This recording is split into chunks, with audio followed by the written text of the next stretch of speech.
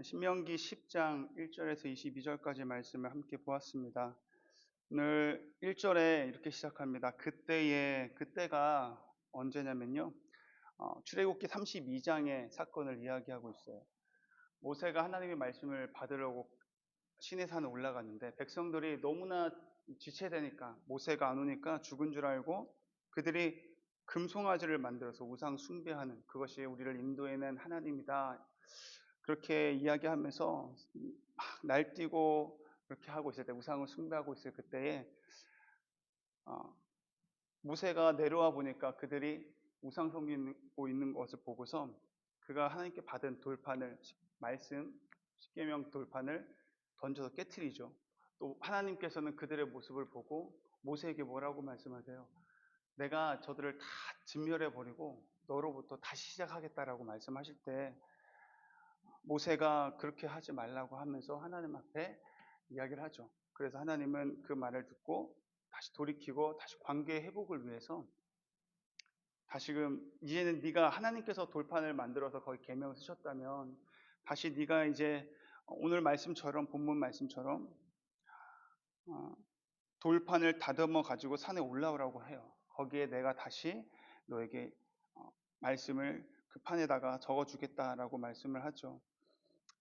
이 말씀을 통해서 우리가 묵상하고 하나님에 대해서 알 수 있는 것은, 하나님은 우리가 회개하고 돌이킬 때 그분이 우리를 멸하는 것이 아니라 우리의 관계의 회복을 다시 해주시는 하나님이시라는 것. 그래서 저와 여러분이 혹 오늘 내가 또 넘어지고 쓰러졌다 할지라도 다시 하나님 앞에 나아가서 회개하고 하나님께 엎드린다면 하나님은 얼마든지 그 회개를 들으시고 저희를 용서하고 다시금 하나님과의 관계가 회복되게 하시는 하나님이신 줄 믿으시길 바랍니다. 그렇게 해서 말씀을 받고 다시 8절 말씀에 하나님이 이렇게 말씀하세요. 그때 여호와께서 레위 지파를 구별하여 여호와의 언약궤를 매게 하며 여호와 앞에 서서 그를 섬기며 또 여호와의 이름으로 축복하게 하셨으니 그 일은 오늘까지 이르느니라. 아멘. 레위 지파를 구별하여 세우고 그들이 해야 할 일들에 대해서 이야기하고 있어요. 언약궤를 매게 하고 여호와 앞에 서서 그를 섬기며 또 여호와의 이름으로 축복하게 하라. 하나님의 언약궤는 아무나 매는 것이 아니라 하나님이 택한 레위 족속들만 그 언약궤를 맬 수 있었고요. 하나님 앞에서 성막을 짓게 되고 그 성막 안에서 일하는 사람들은 다른 지파가 아니라 오직 레위 지파들이 하나님의 일을 섬길 수 있었고, 또 한 가지 그들에게 명하신 것은 여호와의 이름으로 축복하게 하셨다라고 말씀하고 있습니다.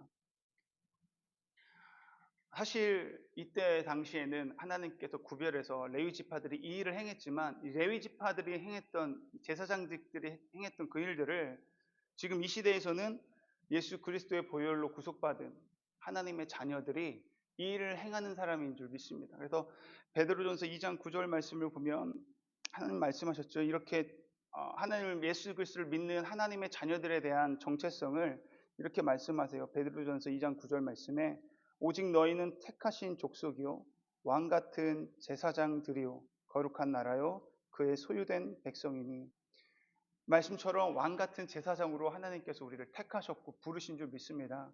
그렇기 때문에 오늘 이 본문 말씀의 8절에서 여호와의 이름으로 축복하게 하셨다라고 하는 이 말씀이 저와 여러분들에게도 주시는 명령이고 말씀인 줄 믿습니다. 어저께 말씀이 생각이 나더라고요. 어저께 본 말씀에서 목사님께서 너는 복이 될지라라고 말씀하셨잖아요.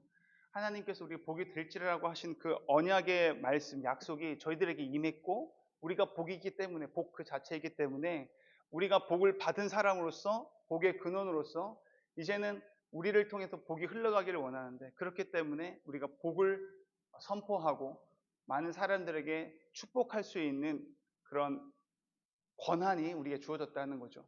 그래서 우리의 상황이 어떤 것 상관없이 하나님의 자녀로 부름받은 사람들, 왕 같은 제사장들은 우리가 어딜 가든지 축복하는 삶을 살게 될 줄 믿습니다.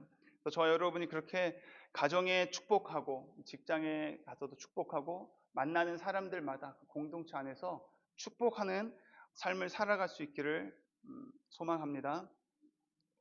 이후의 말씀을 보면요, 12절 말씀에 여호와께서 구하시는 것, 요구하시는 것이 있다라고 말씀하죠. 12절 말씀, 이스라엘아 내 하나님 여호와께서 내게 요구하는 것이 무엇이냐? 곧 내 하나님 여호와를 경외하여 그의 모든 도를 행하고 그를 사랑하며 마음을 다하고 뜻을 다하여 내 하나님 여호와를 섬기고. 아멘. 하나님께서 우리에게 요구하시는 것이 있다라고 합니다. 무엇을 요구하세요?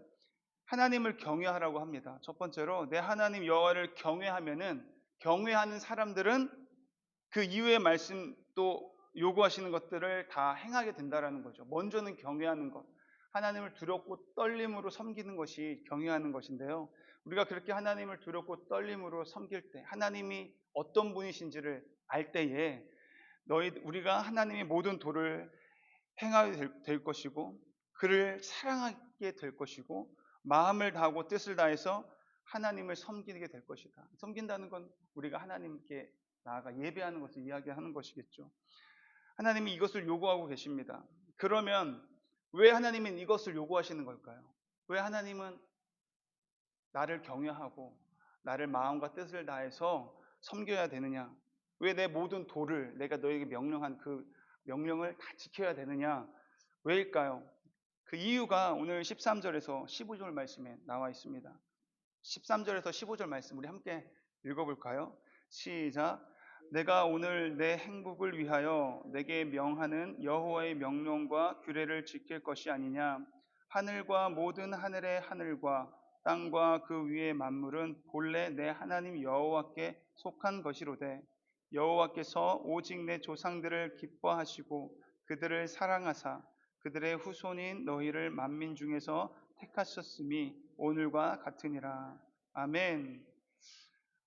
하나님께서 우리를 택하셨고요. 하나님이 우리를 소유 삼으셨고, 그리고 하나님이 소유 삼으셨기 때문에 우리를 너무나 사랑하세요. 그리고 너무나 기뻐하시죠. 그래서 우리가 너무 행복하기를 원하시요. 우리의 행복을 위해서 13절에 보니까 내가 오늘 네 행복을 위해서 내게 명하는 여호와의 명령과 규례를 지키라고 말씀하고 있습니다. 하나님 우리를 행복하기를 원하세요. 이 말씀을 보는데 저희 자녀가 생각났습니다. 근데 자녀들 입장에서는 제가 게임하지 말라고 하면 그게 싫은 거죠. 잔소리로 들리고 네 목표를 세우고 세상을 살아가려면 경쟁력이 있어야 되니까 책 좀 읽어라. 부모의 마음은 자녀가 잘 되기를 원하는 거예요. 자녀가 행복한 것만큼 부모가 행복한 게 없잖아요. 너무 사랑하니까. 근데 아이들이 안 지킵니다. 잔소리를 듣고 되게 힘들어하고, 마치 하나님의 우리에게 요구하시는 것은 우리의 행복함을 위해서 나를 경외할 것이고 나의 도를 지키고 행할 것이고 마음과 뜻을 다해 나를 섬기라고 하는 것인데, 그것이 하나님을 위한 것이 아니라 나를 위한 것인데 우리는 그렇게 생각하지 않을 때가 많은 것 같아요.